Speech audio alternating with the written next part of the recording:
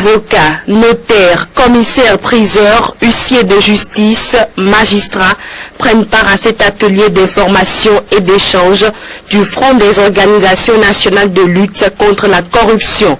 L'objectif est de leur permettre d'avoir une idée des grandes lignes du projet Initiative sécuritaire en Afrique de l'Ouest, Waxi Bene Fonak USAID, afin de solliciter leur soutien pour sa mise en œuvre. Le travail en tandem avec tous les éléments de la justice est un élément important pour le succès de l'opération. Pour voir ensemble avec ce beau monde ce que nous pourrons faire ensemble pour que la lutte contre les crimes transnationaux organisés soit une réalité au Bénin, que les sanctions puissent tomber et que la régression de cette criminalité que nous souhaitons de tous nos voeux puisse être un succès. C'est pour amener le gouvernement à concentrer son attention sur les affaires criminelles ayant un lien avec les crimes transnationaux organisés que ce projet a été initié.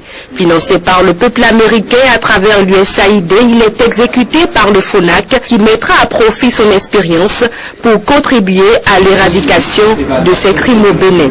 Une telle lutte ne peut se faire sans les acteurs de la justice, d'où leur présence à cette rencontre. Le FONAC, en réunissant donc tout ce parterre de personnalités de la justice ce 26 mai 2015, a souhaité, premièrement, avoir les besoins de la justice pour que cette criminalité transnationale organisée puisse être réprimée.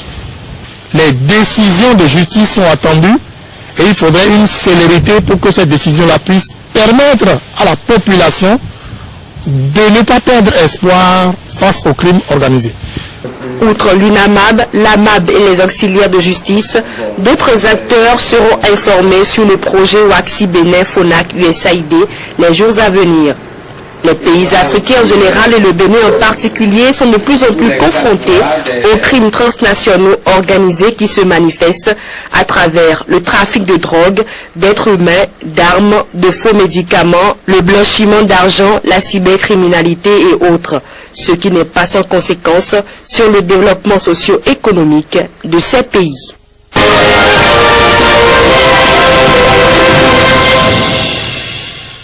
Accroître de façon efficiente et durable la production et la transformation des produits vivriers. Tel est l'objectif de cette rencontre qui a réuni 13 pays africains autour du programme de productivité agricole en Afrique de l'Ouest, PPAAO. Initié par la CEDEAO depuis 2007, avec l'appui de la Banque mondiale, cette réunion est consacrée aux synthèses des objectifs. Que la réussite de ce projet et l'atteinte des objectifs qui lui sont assignés représente un défi majeur pour la sous-région. C'est le fruit des efforts d'harmonisation et d'intégration des politiques agricoles de la CEDEAO avec l'appui technique et financier de la Banque mondiale et d'autres partenaires techniques et financiers sous la coordination du Conseil ouest et centrafricain pour la recherche et le développement agricole. Le NEPAD a ainsi recommandé une augmentation annuelle de la productivité de 3% et une augmentation de 6% du PNB agricole pour que les OMD soient atteints dans les différents pays. En tant que membre de ce programme, le Bénin, à travers son ministère de l'Agriculture, a mis en place un dispositif qui a permis d'améliorer le résultat des activités depuis 2011. Couvrir les besoins alimentaires et nutritionnels de la population croissante devant atteindre les 13 millions d'habitants d'ici à la fin 2015. Améliorer l'attractivité de l'activité agricole et surtout en milieu rural afin d'y stabiliser les forces vives, notamment les jeunes et les femmes. Le Bénin fait partie de la troisième vague des pays adhérents avec le Niger, le Togo, la Gambie, la Guinée, le Libéria et la Sierra Leone.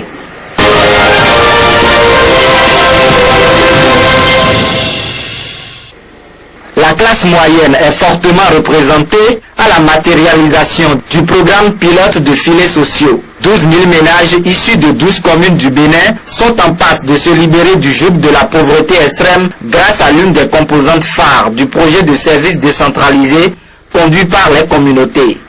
Les 12 communes sont réparties dans nos 12 départements. Et ces communes sont Cotonou, qui nous accueille aujourd'hui, Blanquet, Zakola, Zé, Agamou, Agaré, Djougou, Kwame, Danikoya, Kaou, Komen et Djakotomène. C'est dans cette commune-là que le programme s'exécute. La mise en œuvre du projet relève entre autres d'une action concertée entre le ministère de la Famille et celui de la décentralisation. Plusieurs objectifs sous-tendent ce tandem. La phase pilote de ce programme vise à tester une approche d'amélioration des revenus, de la consommation et de la capacité des groupes vulnérables ciblés à faire face au choc. Il constitue le premier cycle d'un programme évolutif de 12 ans qui a pour objectif d'améliorer l'accès aux services sociaux de base décentralisés à 1000 villages et quartiers de ville répartis dans les 77 communes que compte notre pays pour un montant total de 36 milliards de francs CFA. Le programme communautaire, lui, est évalué à 2,5 milliards de francs CFA. Chaque ménage reçoit mensuellement sur 24 mois d'affilée un montant inconditionnel de 3,500 francs CFA. 120 communautés seront influencées au total, dont 12 venant de Cotonou. Et je voudrais exprimer ici toute ma gratitude aux différents responsables du PDC qui n'ont aussi ménagé aucun effort pour le suivre l'activité.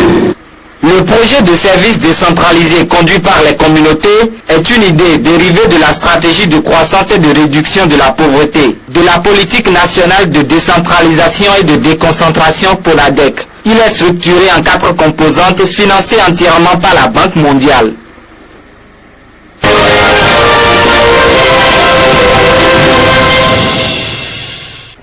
Vivre ensemble, vivre mieux. C'est le cri de cœur de ces hommes et femmes de divers horizons réunis à Cotonou pour dire non à la folie meurtrière des religions. Le symposium qui s'ouvre sous la houlette du président en exercice de l'UEMOA, son Excellence, Dr Boniyayi, vise essentiellement à asseoir les bases d'une franche convivialité entre toutes les religions du monde, gage d'un climat de paix sur la planète. Outre les musulmans, les chrétiens, les vaudouisants, plusieurs autres sympathisants acquis à la cause sont venus de très loin. Je suis arrivé hier de Jérusalem et je suis ici pour faire passer à tous les participants de ce symposium,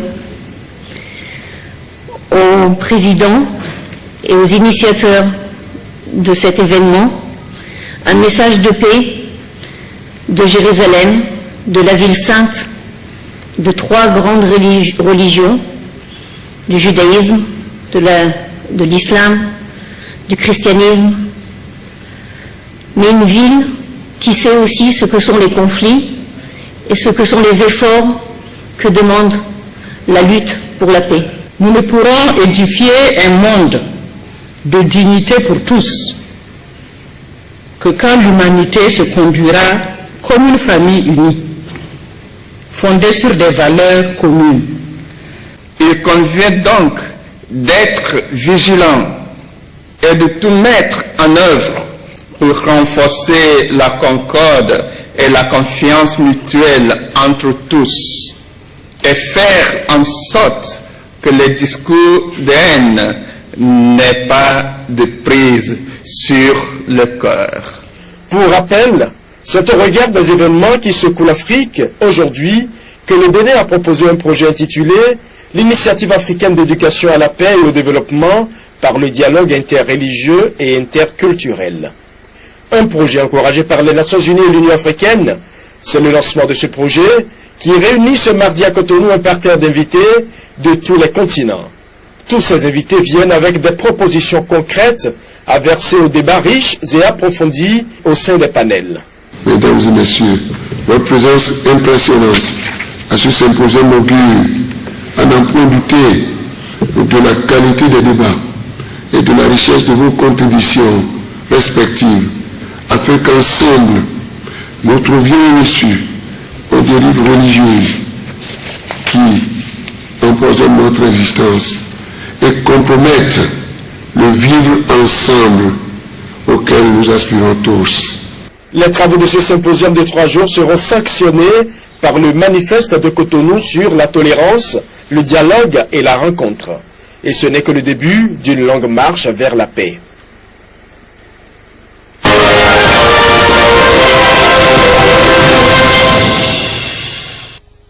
C'est un symposium très important pour parler essentiellement de dialogue interreligieux. C'est un sujet très important et très actuel. Dans plusieurs pays africains, il y a des conflits liés à la religion. Un peu partout, en Centrafrique, en Somalie, au Kenya et plus près de nous, au Nigeria, nous avons des situations qui impliquent les religions. Et je pense que c'est important que, ici même au Bénin, la promotion de ce dialogue soit faite. Et moi, je suis venu ici pour témoigner de l'importance de ce sujet et de ce que, dans notre pays, nous devons appeler à ce dialogue, à faire en sorte que jamais dans ce pays, il n'y ait de conflits liés aux religions. Si les hommes se mobilisent, tel que cette initiative l'indique, nous pouvons transformer les énergies que nous avons à mettre au service du terrorisme. Ces énergies peuvent être transformées en énergie pour construire notre continent. Et donc la paix et le développement deviennent un tandem. Nous, je retiens simplement que les hommes peuvent construire leur communauté, les religions peuvent se parler entre elles, les religions peuvent servir, disons, de moteur, d'instrument pour construire, pour faire le développement.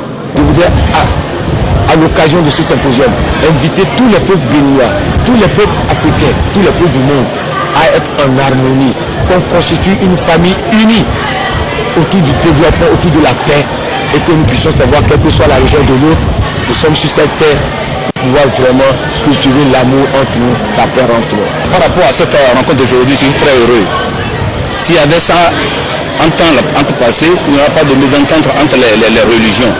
Nous, à Sakété, la population de Sakété, le maire, les têtes couronnées, on se retrouve à chaque mois pour faire le dialogue entre nous, pour que la paix, la tolérance règne.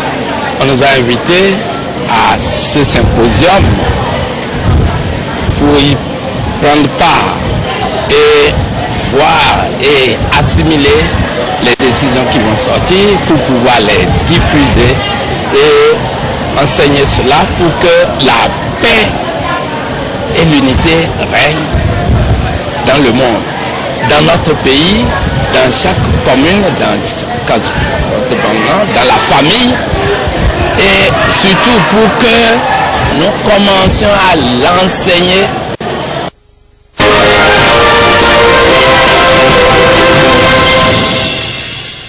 La descente de cette équipe mixte, composée d'une délégation de la Direction générale du matériel et de la logistique, du ministère de l'économie et des finances et de la police nationale, répond à une dynamique. Passer au contrôle tous les véhicules administratifs en circulation et arraisonnés, ceux sans ordre de mission et permis de conduire. Pendant 2 jours, des équipes positionnées sur les carrefours stratégiques de la ville de Paracou ont mis la main sur plusieurs véhicules en situation irrégulière. Hier, nous avons contrôlé environ 45 véhicules.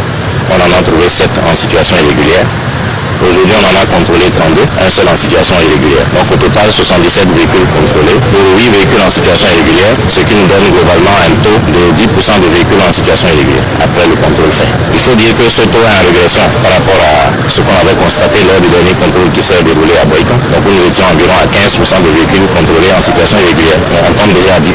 Nous allons continuer ces contrôles-là dans diverses localités, conformément au programme programme qui a été établi sur l'année. Le véhicule pour l'administration publique est un outil de travail et celui-ci doit être utilisé à bon escient pour lui permettre une bonne durée de vie. L'utilisation du véhicule administratif n'est pas interdite en week-end, mais celle-ci doit respecter une logique car son entretien revient très cher à l'État central, dis aux contribuables béninois.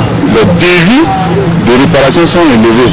Parce que les véhicules sont utilisés, sont correctement utilisés et sont utilisés pour les missions républicaines. Alors, c'est bon. Mais si dans le week-end, on utilise le véhicule pour d'autres faits, nous n'accepterons pas ça. La Direction générale du matériel et de la logistique ne compte pas s'arrêter en si bon chemin. Les véhicules en situation irrégulière, à raisonner seront purement et simplement conduits au commissariat central pour les procédures qui s'imposent en la matière. Il faut que tous les ministères sectoriels puissent mesurer la plénitude de la mission qui nous est confiée. Les premiers responsables doivent donner des instructions fermes. S'assurer que les véhicules administratifs, dès qu'ils roulent les jours fériés et en dehors des heures de service, que ces véhicules-là sont munis d'un minimum d'heures de mission. C'est la première chose. Il faut qu'ils vérifient également la qualification de ceux qui conduisent le véhicule. Et si ceux-là sont munis de leur permis de conduire, c'est un minimum, c'est le B.A.-ba. Même les chefs de mission, avant de monter à bord d'un véhicule qui vous transporte, vérifiez que le chauffeur a son permis et que l'ordre de mission a été régulièrement signé. Ajoutons qu'un point sera fait en fin d'année, ministère par ministère, pour faire une notation globale et rendre public le nom des ministères qui n'utilisent pas à bon escient les moyens roulants de l'État.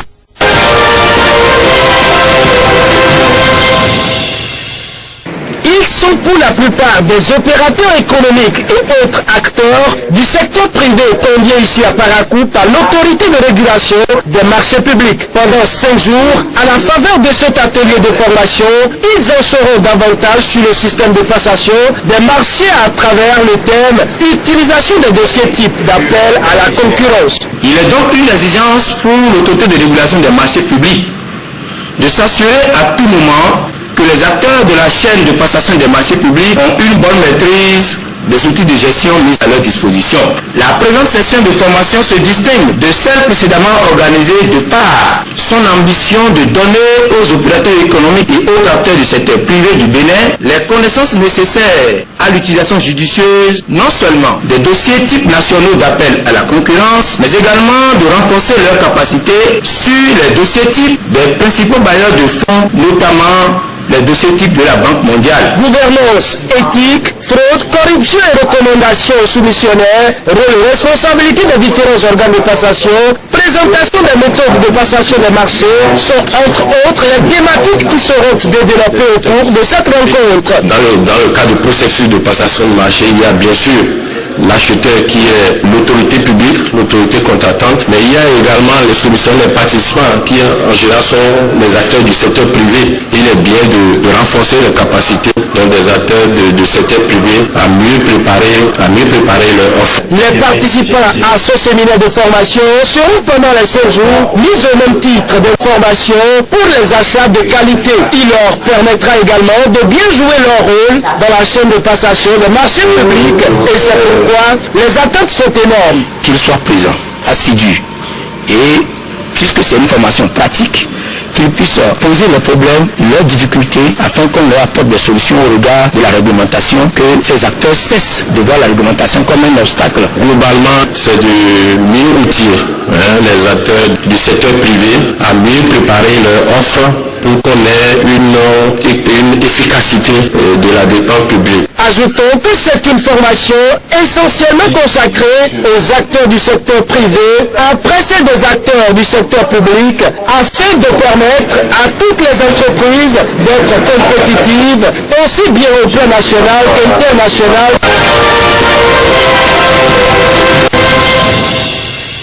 Salut camarades. Constitués en syndicat le 3 avril 2015, les travailleurs civils du ministère de l'Intérieur, de la Sécurité publique et des cultes reçoivent les premières leçons du militantisme. La Confédération générale des travailleurs du Bénin, confédération à laquelle est affilié le syndicat, assure le service. Pour ce premier séminaire de formation, les militants du Centre-CICEP seront outillés sur les notions de base du syndicalisme et les techniques de négociation collective.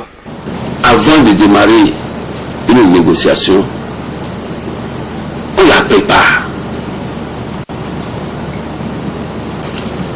On réunit toute la documentation nécessaire.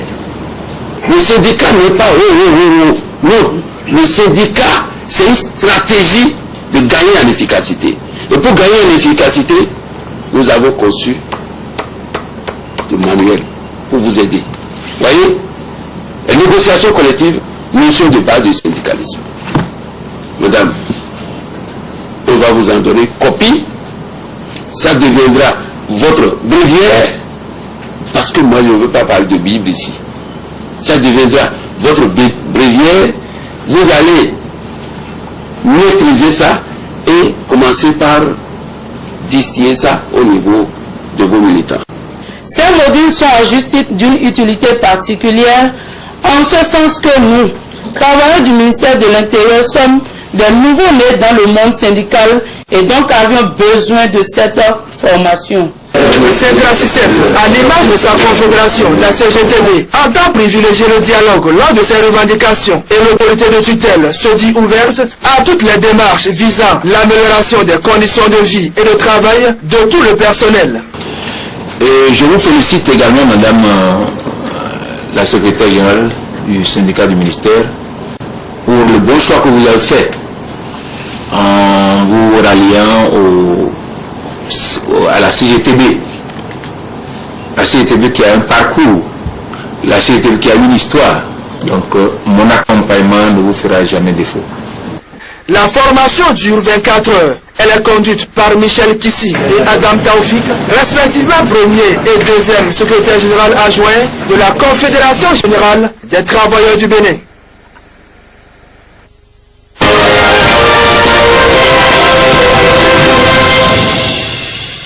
Élu au suffrage de la 9e circonscription électorale à l'issue des élections législatives du 26 avril 2015 sur la liste Cori, les honorables Komi Koutié, Jean-Eudo Koundé et Valet Chobor sont allés remercier leurs militants et sympathisants post-Cori émergents pour leur confiance, leur engagement et leur fidélité. Nous voudrions sincèrement vous remercier, chère population, pour ce combat, parce que ça a été un rude combat. Ça n'a pas été facile. Ce n'était pas évident. Mais vous avez cru en nous. Vous avez mouillé le maillot. Comme ça se dit. Bec et ongle, vous êtes battus. Et aujourd'hui, le résultat est là. Nous voudrions simplement réitérer notre engagement à ce peuple, à cette circoncision, la 9e, que comme par le passé, la fidélité que vous nous reconnaissez, nous allons la maintenir. Sorties nombreuses pour accueillir leurs héros, les populations de Savalou et de Banter ont tenu à fêter leur victoire en restant mobilisées en vue d'affronter victorieusement les prochaines joutes électorales. Nous, aujourd'hui, nous avons compris que nous avons un leader avec nous et que solidement attachés à lui, nous irons de l'avant. Et aller de l'avant, c'est que vous, population, vous soyez mobilisés autour de nous et que nous, cadres, nous soyons fidèles, que nous soyons des personnes loyales autour de notre cadre pour pouvoir relever les défis qui s'imposent à nous. Pour l'honorable Noureni Achadé, venu soutenir ses collègues, le choix porté sur le candidat Komi Koutié par le chef de l'État était le meilleur. J'étais convaincu, mais après le mardi, j'ai été plus que convaincu. Le ministre Koutié a de la valeur. Au moment où ceux-là qui ont brûlé le drapeau national ont commencé par chanter l'hymne national, par hypocrisie, au niveau supérieur de la nation, au moment où dans notre groupe c'était la désolation, au moment où c'était la débandade, c'est encore le ministre Koutié le plus concerné qui nous consolait. Mobilisés comme un seul homme, les populations de la 9e circonscription électorale affirment ne jamais se décourager et de continuer le combat pour des victoires probantes lors des prochaines consultations électorales.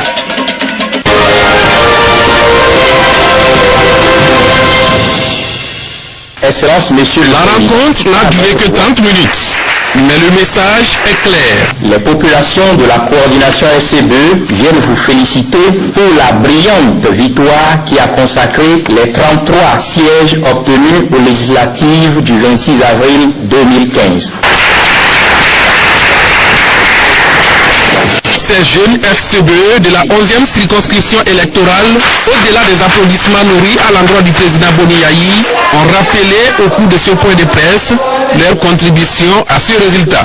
Qu'ils vous souviennent qu'en 2011, nous avions obtenu avec les efforts du président Faïbé Bruno le plus gros suffrage de la 11e circonscription électorale, soit 8863 voix, ce qui nous avait permis de décrocher un député Corée 2. En 2015, nous avons obtenu un suffrage de 10 156 voix à Diakotomé contre 9 800 voix à Aplafé et 4 523 à Likama. Ce qui nous a encore permis d'arracher un siège pour le compte de l'Alliance FCBE. Mais en dépit de tous ces résultats dans cette circonscription, considérée comme la chasse gardée de l'opposition, les efforts inlassables du président Bruno Fahingbe et ses partisans n'ont jamais été mis en lumière.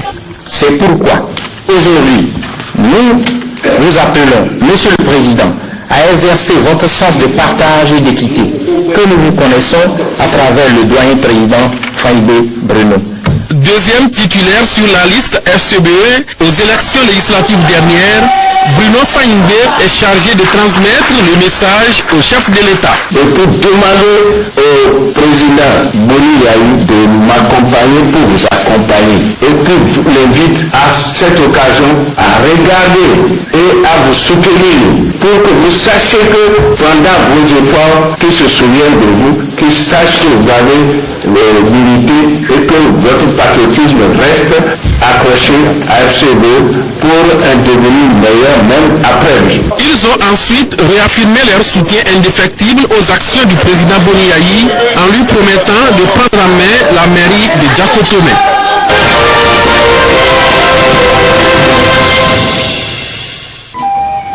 La pluie qui s'est abattue sur Cotonou dans la matinée de ce samedi n'aura pas empêché ces conducteurs de taxi-moto de parader quelque temps dans la ville avant de rallier l'esplanade extérieure du stade de l'amitié de Kourounou. Ici se déroule le lancement officiel de la commercialisation de Super Z100. Il s'agit là d'une huile à moteur conçue spécialement pour les émigrants. Le Super Z100, il faut savoir qu'il a été produit spécialement pour le Bénin, spécialement pour vos motos. D'abord pour vos motos, et ensuite les autres motos aussi pourront en profiter, mais c'est d'abord pour vos motos. Donc, on espère vraiment que vous serez nombreux à l'utiliser. On sait que c'est par vous que ce produit va se développer sur tout le Bénin. Le pari des responsables commerciaux de la société Oryx en concevant ce produit était de le céder bon marché. Ce pari est gagné selon Denis Vidal au regard de la spécificité du produit. La spécificité, c'est que c'est une huile professionnelle, c'est une huile neuve, c'est une huile qui n'a pas été filtrée, bricolée, c'est une huile de base professionnelle sur laquelle on a mis une série d'additifs et qui nous permet d'avoir une huile de qualité et volontairement à un prix très abordable.